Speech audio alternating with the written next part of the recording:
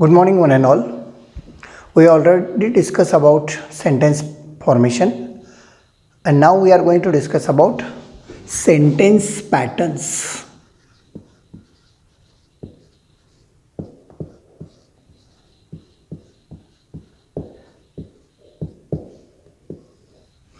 इंग्रजीमध्ये वाक्य कशी बनतात यावर आपण चर्चा केली. आता या वाक्यरचनेच्या बाबतीत त्या प्रत्येकाचे पॅटर्न्स ठरलेले असतात, साचे ठरलेले असतात. म्हणजे इंग्रजीमध्ये कोणता शब्द कुठे येणार, त्यानंतर काय येणार, त्याच्यानंतर काय येणार, हे अतिशय पद्धतशीरपणे very systematically it is finalise.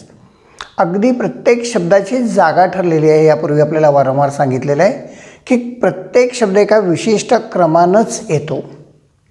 तर हे जे पॅटर्न्स आहे, जसं आपण सायन्स मॅथ्समध्ये बघतो तसं इंग्रजीमध्ये पॅटर्न्स असतात. त्यातलं एक पॅटर्न आपण पाहूया पहिल्यांदा.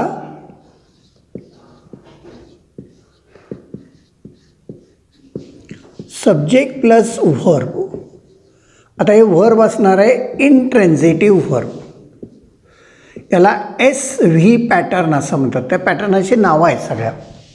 SV pattern. कुठेही जरी गेलं तर ही पॅटर्न या नावानंच ओळखली जातात, SV पॅटर्न. आता हे जे पहिलं पॅटर्न आहे सब्जेक्ट प्लस व्हर्ब, हे बेसिक पॅटर्न आहे.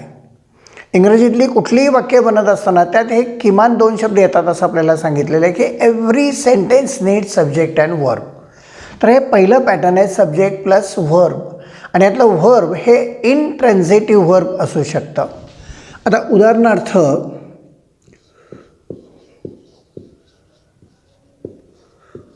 द मॅन केम, यामध्ये द मॅन हा सब्जेक्ट आहे आणि केम हे इंट्रान्झिटिव्ह व्हर्ब आहे. मग त्यानंतर दुसऱ्या कोणाची काही गरज नाही, कारण 2 शब्दावरून वाक्याचा अर्थ कळला की तो माणूस आला. The man came. She slept. She हा सब्जेक्ट आहे, स्लेप्ट हे इंट्रान्झिटिव्ह व्हर्ब आहे. ती झोपली. 2 शब्दावरून वाक्य समजू शकलं. वी वेंट, आम्ही गेलो, वाक्य पूर्ण आहे. द सन रोज, सूर्य उगवला. द मून सेट्स, चंद्र मावळतो. 2 शब्दावरून वाक्याचा अर्थ कळतो, बाकी कुणाची कशाची गरज नाही. हे पहिलं बेसिक पॅटर्न आहे. जेव्हा आपल्या वाक्यामध्ये सेंटेन्समध्ये सब्जेक्ट नंतर इंट्रान्झिटिव्ह व्हर्ब येतात तेवढ्यावर वाक्य पूर्ण होऊ शकतं. हे आपलं पहिलं बेसिक सेंटेन्स पॅटर्न आहे. आता आपण दुसरं एक पॅटर्न पाहूया. Subject plus verb intransitive plus adverb किंवा ॲडव्हर्बियल.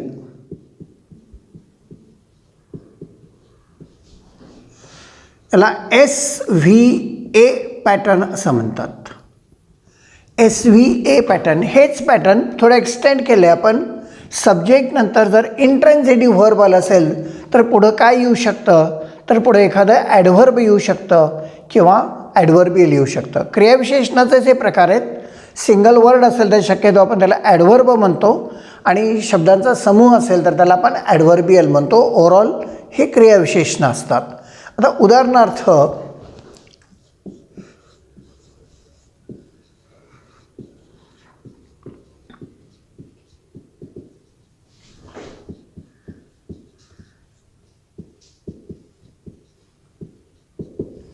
दे वर रनिंग व्हेरी फास्ट. तर दे हा सब्जेक्ट आहे, वे आर रनिंग हे इंट्रान्झिटिव्ह व्हर्ब आहे. And how were they running, they were running very fast हे ॲडव्हर्ब आहे. सब्जेक्ट नंतर इंट्रान्झिटिव्ह व्हर्ब आला असेल तर इंट्रान्झिटिव्ह व्हर्ब नंतर काय येऊ शकतं, काही ते यायलाच पाहिजे असं नाही, पण जेव्हा येईल तेव्हा ॲडव्हर्बच त्या ठिकाणी असू शकेल. किंवा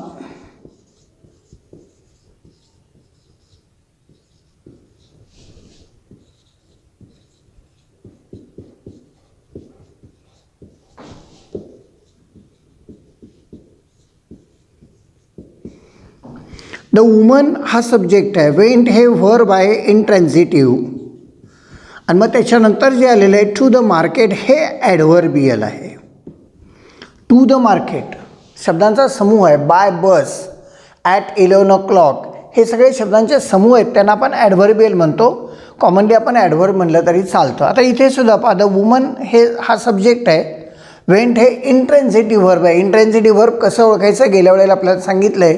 ज्या क्रियापदामध्ये गती असते, कम, गो, री किंवा रन, किंवा स्थिती असते, सीट, लाय, तर अशा ठिकाणी हे इंट्रेन्सिटिव्ह व्हर्ब असतं.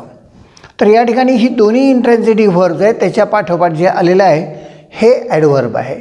इंट्रेन्सिटिव्ह व्हर्बनंतर काही यायला पाहिजे असं नाही, पण जर येणार असेल तर कंपल्सरी ॲडव्हर्बच येऊ शकतं. हे आपलं दुसरं पॅटर्न झालं. आता तिसरं जे आहे ते सब्जेक्ट प्लस व्हर्ब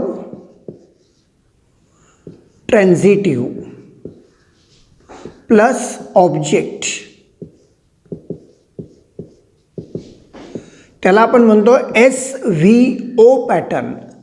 सगळ्यात जास्त कॉमन असलेलं हे पॅटर्न आहे SVO पॅटर्न, व्हर्ब ट्रान्झिटिव्ह. सकर्मक क्रियापद, ज्या क्रियापदाला कर्माची गरज असते ते सकर्मक क्रियापद असतं. आता ह्या पॅटर्नमध्ये पहा, वाक्याचा पहिला शब्द आहे कर्ता, subject, the doer of the sentence. त्यानंतर व्हर्ब आहे. आता व्हर्ब जर सकर्मक क्रियापद असेल, ट्रान्झिटिव्ह व्हर्ब असेल, तर त्याच्यानंतर ऑब्जेक्ट येणार. कारण ट्रान्झिटिव्ह व्हर्बची व्याख्याच आहे की त्या क्रियापदाला कर्माची गरज असते. आणि कर्माची नुसती गरज असत नाही, तर ते कर्म हे क्रियापदानंतर लगेच यावं लागतं. Transitive verb is immediately followed by an object of the sentence. Transitive verb नंतर इतर कुठलेही शब्द येऊन मग ऑब्जेक्ट येऊ शकत नाही. क्वचित प्रसंगी एखादं प्रेपोजिशन वगैरे येऊ शकतं, पण बाकी इतर काहीही शब्द येत नाहीत. अगदी commonly subject is followed by transitive verb and transitive verb is followed by object. आता उदाहरणार्थ,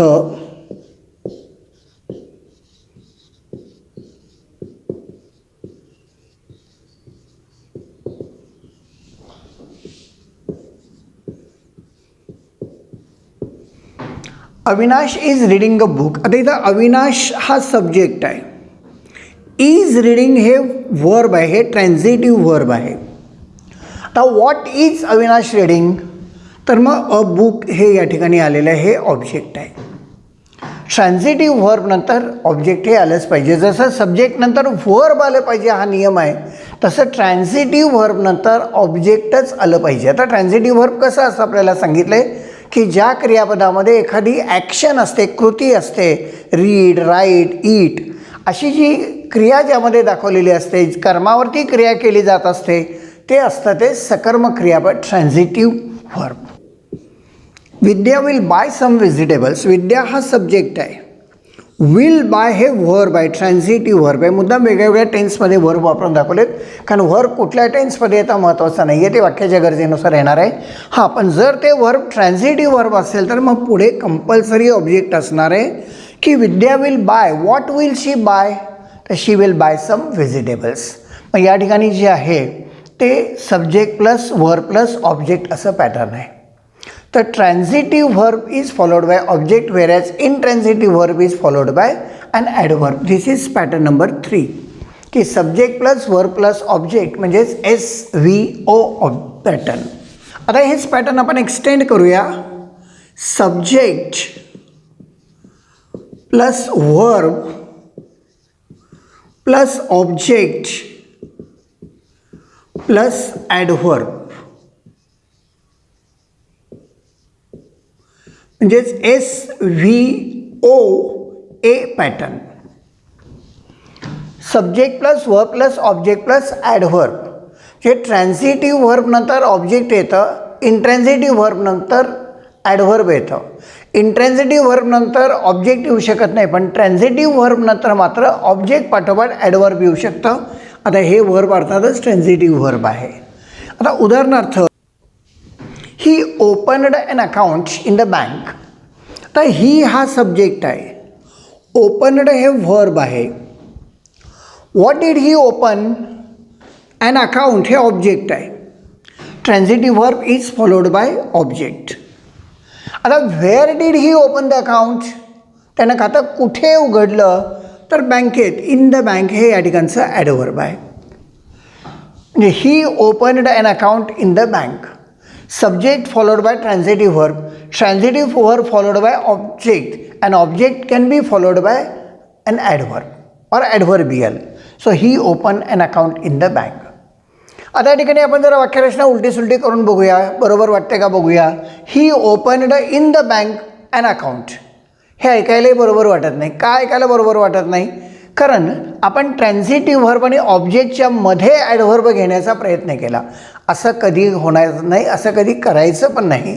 ट्रान्झिटिव्ह व्हर्ब नंतर ऑब्जेक्ट आल्याशिवाय इतर कुणाचाही विचार नाही करायचा. ॲडव्हर्ब येऊ शकेल but it will come next to the object. First will come subject. Subject will be followed by transitive verb. Transitive verb is of course followed by object and thereafter can come an adverb. Now see the sentence. She has put the bag on the table. Now here she is the subject of the sentence. Has put is the verb. It's a transitive verb. What has she put? The bag. मग हे object झालं. Now where has she put the bag? On the table. मग हे या ठिकाणचं adverb झालं. So she has put the bag on the table. Subject she followed by verb has put. Where has she put? On the table. हे शेवटी आलं, ते आधी घेऊन बघूया. She has put on the table the bag. या ठिकाणी सुद्धा आपल्याला ते बरोबर वाटत नाही, कारण ट्रान्झिटिव्ह व्हर्ब नंतर ऑब्जेक्ट शिवाय दुसरं काही येऊ शकत नाही. So she has put the bag on the table. आता हे आपलं नेक्स्ट पॅटर्न झालं, pattern number 4.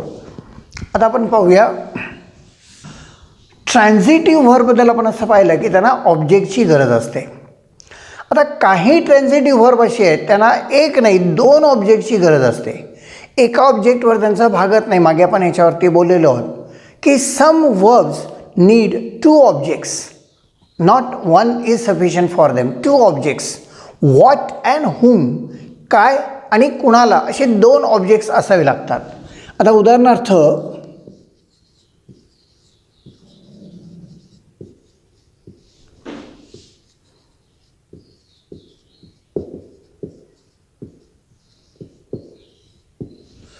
She gave me her notebook. She is the subject. Gave is the verb. Whom did she give? कुणाला? तर मला हे एक ऑब्जेक्ट आहे. What did she give? Her notebook हे आणखीन एक ऑब्जेक्ट आहे. तिने मला तिची वही दिली. काय दिली? वही. हे एक ऑब्जेक्ट आहे आणि कुणाला दिली? मला. हे दुसरं ऑब्जेक्ट आहे. आता यातलं एकच ऑब्जेक्ट घेऊन बघूया आपण की शी गेव मी. एवढंच वाक्य केलं. शी गेव मी. तिनं मला दिलं. काय दिलं माहीत नाही. So the sentence is not complete. बरं मग असं म्हणूया शी गेव हर नोटबुक. तिनं वही दिली. प्रश्नाला कुणाला दिली, म्हणजे काय दिली हे पण सांगावं लागेल, कुणाला दिली हे पण सांगावं लागेल. अशी जी ऑब्जेक्ट्स असतात ही द्विकर्मी क्रियापद असतात. बाय ऑब्जेक्ट वर्ब्स असतात. त्यांना 2 ऑब्जेक्टची गरज आहे. मग त्यातलं वस्तुवाचक जे ऑब्जेक्ट असतं त्याला डायरेक्ट ऑब्जेक्ट म्हणतात, प्रत्यक्ष कर्म. आणि व्यक्तिवाचक ऑब्जेक्ट जे असतं त्याला अप्रत्यक्ष कर्म म्हणजे इनडायरेक्ट ऑब्जेक्ट म्हणतात. So IO means indirect object आणि DO मीन्स डायरेक्ट ऑब्जेक्ट. 2 ऑब्जेक्टची गरज असते. मग यातलं एक ऑब्जेक्ट जे आहे इनडायरेक्ट ऑब्जेक्ट जे आहे ते व्हर्बसोबत आलं आहे आणि डायरेक्ट ऑब्जेक्ट हे नंतर आलेलं आहे. The teacher taught us a poem. The teacher हा सब्जेक्ट आहे. टीच म्हणजे शिकवणे व्हर्ब, त्याचा पास्ट टेन्स हे ट्रान्झिटिव्ह व्हर्ब आहे. whom did the teacher teach? Us. So it is indirect object. And what did the teacher teach? A poem हे direct object आहे. दोन्ही ऑब्जेक्टची गरज आहे. नुसतं द टीचर टॉट अस यालाही अर्थ नाही, the teacher taught a poem हेही अर्थपूर्ण नाही. दोन्ही ऑब्जेक्टची गरज आहे. मग अशा वेळेला first come subject, it's followed by transitive verb. Next to transitive verb comes indirect object and thereafter comes direct object. So the teacher taught us a poem. आता हे पॅटर्न थोडंसं आपण बदलून असं सुद्धा म्हणू शकतो. Subject will come first then will come transitive verb like above. Now you can have direct object first. It can be. Thereafter comes a preposition and then comes indirect object. Same, फक्त शब्दांच्या जागा बदलल्यात. So comes here subject, verb, direct object, preposition, then indirect object. वरचेच फक्त ऑब्जेक्टच्या जागा बदलल्या, पण त्यामुळे एक नवीन शब्द वाक्यात ॲड झाला. एक प्रेपोजिशन तिथे येणार. Most of the times to येतं किंवा क्वचित प्रसंगी फॉर पण येऊ शकतं. हे सेम पॅटर्न, वाक्याच्या अर्थात काही फरक पडत नाही, फक्त शब्दांच्या जागा बदलतात. कोणी इनडायरेक्ट ऑब्जेक्ट आधी घेईल तेव्हा डायरेक्ट ऑब्जेक्ट नंतर येणार आहे. जर तुम्हाला डायरेक्ट ऑब्जेक्ट आधी घ्यायचं असेल तर इनडायरेक्ट ऑब्जेक्ट घेताना मध्ये मात्र तुम्हाला प्रेपोजिशन हे कंपल्सरी घ्यावं लागेल. आता ठिकाणी पहा, Yash showed his new bicycle to his friends. Yash subject, showed is a verb. What did he show? His new bicycle हे डायरेक्ट ऑब्जेक्ट आहे. वस्तुवाचक कर्म हे डायरेक्ट ऑब्जेक्ट असतं. whom did he show? his friends हे इनडायरेक्ट ऑब्जेक्ट आहे. मग इथे पहा मध्ये प्रेपोजिशन टू आलेलं आहे. Yash showed his new bicycle to his friends. आता हेच वाक्य तुम्ही ऑब्जेक्ट इथे घेऊन बघा, हे ऑब्जेक्ट इथे घेऊन बघा, प्रेपोजिशनची गरज नाही बसणार. Yash showed his friends his new bicycle. आता वरच्याही वाक्यात पहा, शी गेव मी हर नोटबुक. ऑब्जेक्टच्या जागा बदलून बघा, she gave her notebook to me, मग टू ॲड होणार आहे. The teacher taught us a poem. इथं पण the teacher taught a poem to us. जर तुम्ही ऑब्जेक्टची जागा बदलली तर प्रेपोजिशन येणार आहे. Most of the times to येतं, पण एखाद्या वाक्यात दुसरंही काही येऊ शकतं. उदाहरणार्थ पहा, father bought a doll for her. Father हा सब्जेक्ट आहे, बॉट हे वर्ब आहे, ट्रान्झिटिव्ह वर्ब आहे. What did he buy? A doll हे ऑब्जेक्ट आहे, हे डायरेक्ट ऑब्जेक्ट आहे. Whom did he buy? For her हे इनडायरेक्ट ऑब्जेक्ट आहे. मग इथं मध्ये पहा, फॉर हे प्रेपोजिशन आलेलं आहे. Father bought a doll for her, वडिलांनी तिच्यासाठी एक बाहुली आणली. मग इथं फॉर आलेलं आहे. आता इथं पण तुम्ही ऑब्जेक्टच्या जागा बदलून बघा, फॉरची गरज नाही भासणार. Father bought her a doll. जर डायरेक्ट ऑब्जेक्ट आधी आलं तर इनडायरेक्ट ऑब्जेक्टसाठी प्रेपोजिशन घ्यावं लागेल. इनडायरेक्ट ऑब्जेक्ट आधी आलं तर डायरेक्ट ऑब्जेक्टसाठी प्रेपोजिशन घ्यावं लागत नाही. हे आपलं पुढचं पॅटर्न आहे. ही दोन्ही पॅटर्न सारखीच आहेत, फक्त ऑब्जेक्टच्या जागा बदलल्या की प्रेपोजिशन येणार किंवा नाही येणार हे ठरणार आहे. त्या वाक्यामध्ये दोन्हीमध्ये दोन दोन ऑब्जेक्ट्स आलेले आहेत. Indirect object indicates a person and direct object indicates a thing. वस्तूसाठी डायरेक्ट ऑब्जेक्ट, व्यक्तीसाठी इनडायरेक्ट ऑब्जेक्ट. आता जर एक वेगळं पॅटर्न आपण पाहूया. ऑब्जेक्ट, कारण ट्रान्झिटिव्ह वर्ब आला की ऑब्जेक्ट येणार आणि त्याच्या पाठोपाठ जो शब्द येणार आहे तो असणार आहे ऑब्जेक्ट कॉम्प्लिमेंट.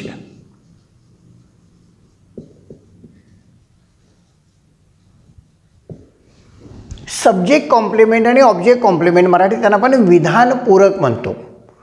आता ठिकाणी ऑब्जेक्टसाठी येतं ते ऑब्जेक्ट कॉम्प्लिमेंट, सब्जेक्टसाठी येतं ते सब्जेक्ट कॉम्प्लिमेंट. म्हणजे आता हे पॅटर्न बनलं आहे ऑब्जेक्ट अँड ऑब्जेक्ट कॉम्प्लिमेंट. आता उदाहरणार्थ वाक्य कसं आहे पहा, दे इलेक्टेड हिम देअर लीडर. दे हा सब्जेक्ट, इलेक्ट हे वर्ब आहे, ट्रान्झिटिव्ह वर्ब आहे. आता इथं वस्तू नाही आहे, व्यक्ती आहे, म्हणून इथं हुम विचारूया आपण प्रश्न की कुणाला निवडलं. हुम डिड दे इलेक्ट? हिम हे या ठिकाणचं ऑब्जेक्ट आहे. And what was he elected? Their leader. आता देअर लीडर ही माहिती कोणाची आहे तर ह्या ऑब्जेक्टची आहे, म्हणून त्याला ऑब्जेक्ट कॉम्प्लिमेंट म्हणतात की त्यांनी त्याची आपला नेता म्हणून निवड केली. दे इलेक्टेड हिम देअर लीडर. त्या ठिकाणी ऑब्जेक्टसाठी आलेलं आहे म्हणजे ऑब्जेक्ट कॉम्प्लिमेंट. मग अशा वेळेला हे पॅटर्न बनणार they elected him their leader. The manager appointed mister Roy a sales executive. Mister the manager हा subject, appointed a verb. whom did he appoint? Mr. Roy. Object. What did he appoint Roy as a sales executive? ही माहिती कोणाची आहे तर या ऑब्जेक्टची आहे, म्हणून त्याला object complement असं म्हणतात. So the manager appointed mister Roy a sales executive. तर या वाक्यामध्ये आपण पाहिलं की सब्जेक्ट नंतर ट्रान्झिटिव्ह वर्ब, ट्रान्झिटिव्ह वर्ब नंतर अर्थातच कंपल्सरी ऑब्जेक्ट, आणि मग ऑब्जेक्टसाठी आलेलं जे आहे त्याला ऑब्जेक्ट कॉम्प्लिमेंट असं म्हणतात. असं हे पॅटर्न आहे. आता पुढचं पॅटर्न आपण पाहूया. लिंकिंग वर्ब आता इथं पहिल्यांदा झालेलं आहे. पहा मगासपासून आपण पाहिलं ट्रान्झिटिव्ह वर्ब आणि इनट्रान्झिटिव्ह वर्ब. आता आपण विचार करतोय लिंकिंग वर्बचा. तर हा जो सब्जेक्ट आहे वाक्याचा सब्जेक्ट, आणि त्या सब्जेक्टची माहिती देणारा शब्द म्हणजे सब्जेक्ट कॉम्प्लिमेंट. मगाशी आपण ऑब्जेक्ट कॉम्प्लिमेंट पाहिलं. आता या सब्जेक्टसाठी आले म्हणून त्याला सब्जेक्ट कॉम्प्लिमेंट म्हणतात. आणि या दोघांना जोडणारा शब्द म्हणजे हे लिंकिंग. लिंक म्हणजे सांधणे, जोडणे. तर सब्जेक्ट आणि सब्जेक्ट कॉम्प्लिमेंट यांना ते जोडतं, म्हणून पॅटर्न तयार होतं. Subject plus linking verb plus subject complement.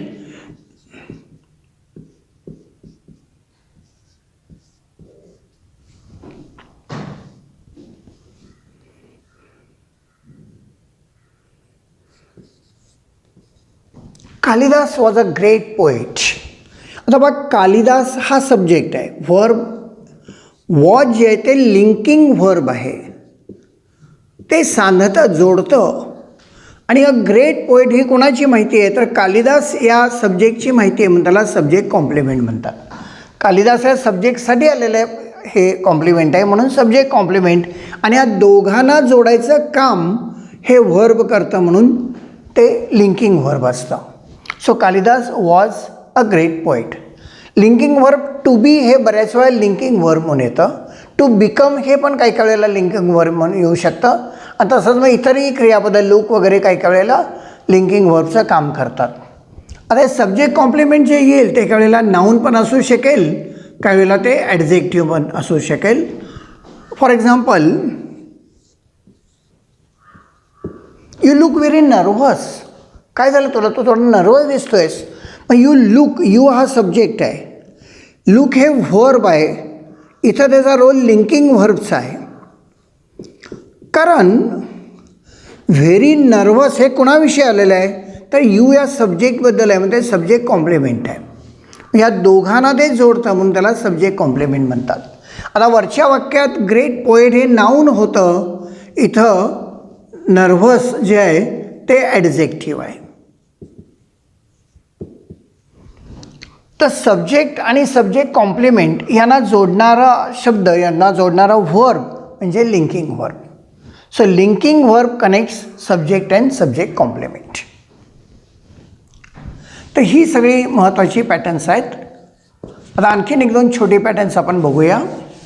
ही आपल्या नेहमीच्या वाक्यात येणारी पॅटर्न्स आहेत. आपल्या बहुतांशी कन्स्ट्रक्शन्स या पॅटर्न्सवरून आपण बनवू शकतो. याच्यापेक्षाही खूप पॅटर्न जास्त आहेत, आपल्याला यापूर्वी पण सांगितलं आहे, पण मेनली ही नेहमी येणारी पॅटर्न्स आहेत. आता हे एक वेगळं पॅटर्न बघा कसं आहे. यामध्ये देअर येतं, टू बी स्वरूप येतं, एक नाऊन येतं, प्रेपोजिशन येतं आणि परत नाऊन येतं. आता उदाहरणार्थ, there are beautiful flowers in the garden. आता बघा हे देअर, आर हे टू बी स्वरूप आहे. आपल्याला काय दाखवायचं आहे तर ब्युटिफुल फ्लॉवर्स हे या ठिकाणचं नाऊन आहे, हे टू बी स्वरूप आहे, हा देअर शब्द आहे. आता व्हेअर आर द फ्लॉवर्सवर प्रेपोजिशन इन आलेलं आहे. द गार्डन हे आणखीन एक नाऊन आलेलं आहे. There are beautiful flowers in the garden. बागेत बरीच सुंदर फुलं आहेत. जेव्हा एखादी गोष्ट आपल्याला निर्देशित करायची आहे, दाखवायची आहे, त्यावेळेला हे पॅटर्न वापरावं लागतं. बऱ्याच वेळा आपण हे पॅटर्न वापरतो. समजा एखाद्याला सांगायचं की आमच्या वर्गामध्ये 40 विद्यार्थी आहेत, मग there are 40 students in our class. डोंगरावर एक मंदिर आहे, there is a temple on the hill. असं एखादी गोष्ट निर्देशित करण्यासाठी आपण याचा वापर करतो. आता बा इथं देअर आलेला आहे, वॉज हे टू बीचं रूप आहे, अ वेल हे नाऊन आहे, बिहाइंड हे प्रिपोजिशन आहे आणि आणखीन एक नाऊन आहे आवर हाऊस. जी गोष्ट आपल्याला निर्देशित करायची आहे ती टू बीच्या रूपानंतर येते आणि ज्याच्या संदर्भात ती दाखवायची ते प्रिपोजिशन नंतर येते. जसं आपण या वाक्यात म्हणतो की आमच्या घराच्या मागे एक विहीर होती, आता नाही, आता ती मुजवली आहे, पण पूर्वी होती. म्हणजे वर्तमान काळ असू शकतो, तसा भूतकाळ पण असू शकतो. So there was a well, एक विहीर होती कुठे, बिहाइंड आवर हाऊस. त्यातलं जे देअर आहे याला दर्शक सर्वनाम म्हणतात, डिनोटिंग प्रोनाउन. एखादी गोष्ट दर्शित दाखवण्यासाठी, आता there is a fan on the ceiling, अशा ठिकाणी आपण देअरचा वापर करतो. देअर हे दर्शक सर्वनाम एखादी गोष्ट दाखवण्यासाठी वापरतो, तर त्या पॅटर्नचं वाक्य आहे. जसं देअर हे दर्शक सर्वनाम आहे तसं इट हे एक दर्शक सर्वनाम आहे. यातसुद्धा टू बीचं रूप येतं आणि मग इतर शब्द वाक्याच्या गरजेनुसार येतात. उदाहरणार्थ आपल्याला असं म्हणायचं आहे की सकाळचे 10:30 वाजलेत, तर मग आपण त्यात इटचा वापर करतो. It is 10:30 AM. It is 10:30 AM. आपल्याला असं म्हणायचं की काल बुधवार होता. It was Wednesday yesterday. आज गुरुवार आहे, मग इट इज थर्सडे टुडे. आपण साध्या इंग्लिशमध्ये असंही म्हणू शकतो की today is Thursday, yesterday was Wednesday. पण चांगल्या इंग्लिशमध्ये आपण इट या दर्शक सर्वनामाचा वापर करतो. It was Wednesday yesterday, it is Thursday today. आज खूप थंडी आहे. It is very cold today. It is very cold today. आज खूप थंडी आहे. काल रात्री खूप पाऊस पडला. It was raining very heavily last night. पावसासाठी आपण सर्रास ह्या इटचा वापर करतो. मग टू बी स्वरूप येईलच असं नाही. काल पाऊस पडला, इट रेन्ड. पाऊस पडत होता, इट वॉज रेनिंग. पाऊस पडतो, इट रेन्स. उद्या पाऊस पडेल, इट विल रेन टुमॉरो. ह्या सगळ्यामध्ये इट या दर्शक सर्वनामाचा आपण वापर केलेला आहे. तर अशा तऱ्हेनं या दोन पॅटर्नमध्ये इट आणि देअर या दोन दर्शक सर्वनामांचा वापर केला आहे. तर ही कॉमनली येणारी पॅटर्न्स आहेत. अजूनही काही पॅटर्न्स आहेत, त्याच्यावर आपण नंतर डिस्कस करू शकतो. आज आपण या ठिकाणी थांबूया. आपण एक वाक्यावर चर्चा करूया की the action of today will decide your destiny of tomorrow, so act consciously. तुम्ही आज जी कृती करता, your action of today will decide your destiny of tomorrow, त्याच्यावर तुमचं उद्याचं भवितव्य अवलंबून आहे. तुम्ही आज चांगलं वागलात तर त्याचे तुम्हाला उद्या चांगले फळं मिळणार आहेत. आज तुम्ही वाईट वागलात त्याचे वाईट परिणाम उद्या तुम्हाला भोगायला लागणार आहेत. आज आपण कृती करताना त्याचे साधक बाधक परिणाम आपल्याला उद्या भविष्यकाळात भोगायला लागणार आहेत. आणि म्हणून ॲक्ट कॉन्शियसली, सतर्कपणे वागा, सावधपणे वागा, बेफिकिरीनं निष्काळजीपणे वागू नका. कारण शेवटी आज तुम्ही जे पेरणार आहात तेच उद्या उगवणार आहे. So your act of today will decide your destiny of tomorrow, and that's why act consciously. Okay, today we will stop here. Take good care of yourself. Hope you like this video. जर आपल्याला video आवडला असेल तर subscribe करा, bell icon tap करा. Stay happy, stay safe. Have a nice time.